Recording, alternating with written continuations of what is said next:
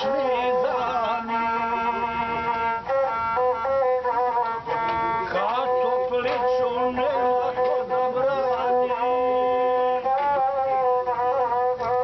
srpska vojska kod Soluna grada, a bugarska toplicom zavlada. Pa po svetoj zemlji Nemanjića čine zverstva i krvoprolića.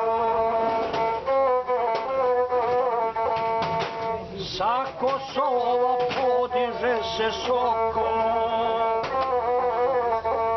kopaonik prelete visoko i pohodi Nemanjića laru, u šumi u belu sparu.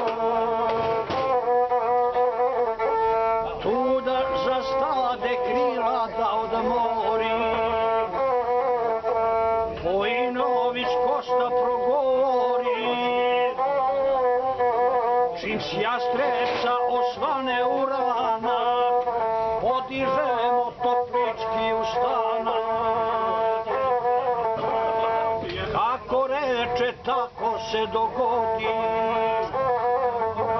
Kuršumliju prvo oslobodi, pa potera on bugarske zlice sve do Niša, ratne prestonice.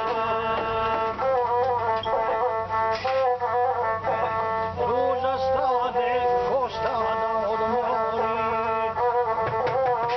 i družini ovako govori, leževa neko more i hrane, a Bugari sa svakoje strane.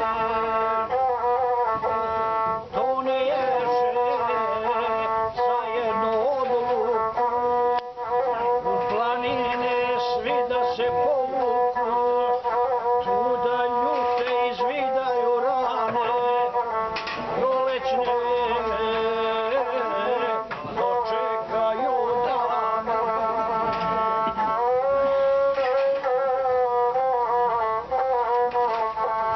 Banu Kosta više leži mira,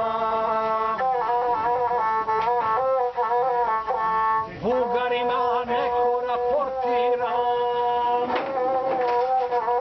da ga krije Cerovačka reka, a potera to jedva dočeka.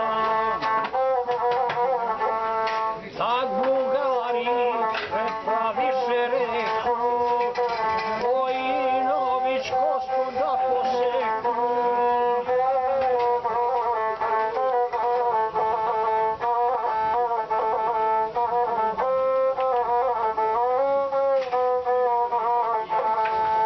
Krvovoj Cerovačku reku, to je bilo u prošlome veku, izgiboše ladna zima beše, Brankovići zar se ne utreše. Vodenica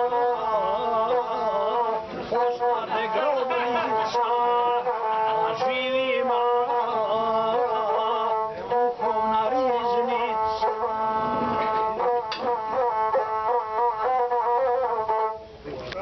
Bravo! Ne pamtiš, sine, tebi svoj